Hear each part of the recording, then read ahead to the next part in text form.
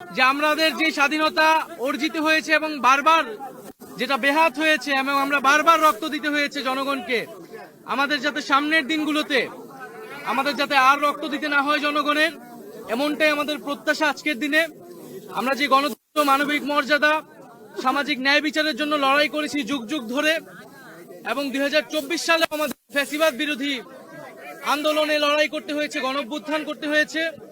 আমরা চাই একটি গণতান্ত্রিক রাষ্ট্র ব্যবস্থা বিনির্মাণের মাধ্যমে এবং আমাদের যে শাসন কাঠামো, আমাদের যে গণতান্ত্রিক প্রতিষ্ঠানগুলো, সেগুলো আবার সংস্কারের মাধ্যমে পুনর্গঠন করে একটি গণতান্ত্রিক রাষ্ট্র তৈরি করতে, যেখানে মানুষের ন্যায় বিচার নিশ্চিত হবে এবং মানুষকে বারবার আর রাস্তায় নামতে হবে না রক্ত দিতে। 71 এবং 24 আলাদা কিছু নয়, বরং 24-এর গণ অভ্যুত্থানের মধ্য দিয়ে 71-এর যে স্পিরিট সেটি পুনর্জীবিত হয়েছে।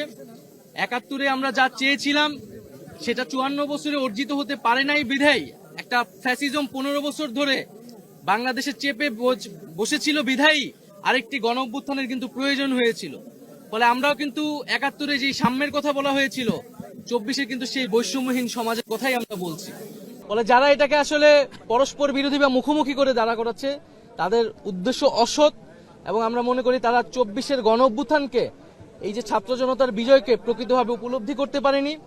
এই যে নতুন তরুণরা নেমে এসেছে, নতুন সময়ের যে বার্তা, সেই সময়ের বার্তাকে তারা ধারণ করতে পারছে না।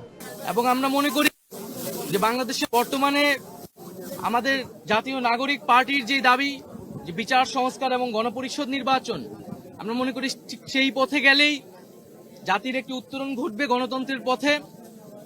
সংস্কার এবং বিচারবিহীন যদি নির্বাচন দেওয়া হয় এবং কেবল কোনো একটি দলকে ক্ষমতায় বসানোর জন্যই যদি নির্বাচন চাপিয়ে দেওয়া হয় সংস্কার এবং বিচার ছাড়া, তাহলে তা অবশ্যই মেনে নেওয়া হবে না। এবং আমরা দেখতে পাচ্ছি যে পুরনো সংবিধান এবং পুরনো বন্দোবস্ত এবং ব্যবস্থাকে আঁকড়ে ধরে রাখার চেষ্টা করা হচ্ছে। এবং আমরা মনে করি যে 24-এর গণ অভ্যুত্থান এবং আমাদের যে 71-এর সংগ্রাম, আমাদের 47-এর আজাদির লড়াই, এই সব কিছুর ভিতর দিয়ে আমরা যে স্বাধীন, সার্বভৌম, মানবিক মর্যাদা সম্পন্ন রাষ্ট্র পেতে দিয়েছিলাম, তার একটি সুযোগ এবং সম্ভাবনা আমাদের গণ অভ্যুত্থানের পরে তৈরি হয়েছে। আমরা কেবল ক্ষমতার লোভে ক্ষমতায় যাওয়ার জন্যই যাতে সেই সকল সম্ভাবনাকে নষ্ট করে না দেই।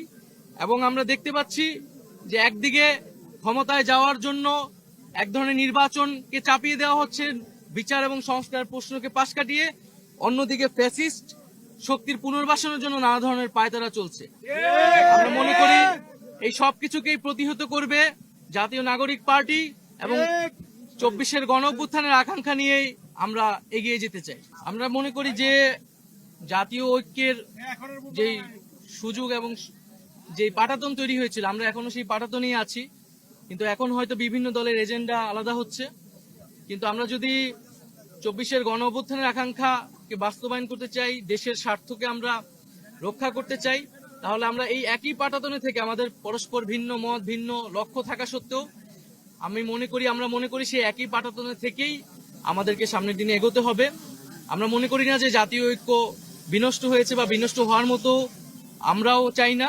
বাট কিন্তু যদি আমরা যদি আমাদের গণ অভ্যুত্থানের আকাঙ্ক্ষা, আমাদের যে জনগণের যে সংস্কার এবং পরিবর্তনের আকাঙ্ক্ষা, সেই আকাঙ্ক্ষা থেকে কেউ সরে যায়, তাহলে অবশ্যই তাদের সাথে আর ঐক্যের সুযোগ থাকবে না।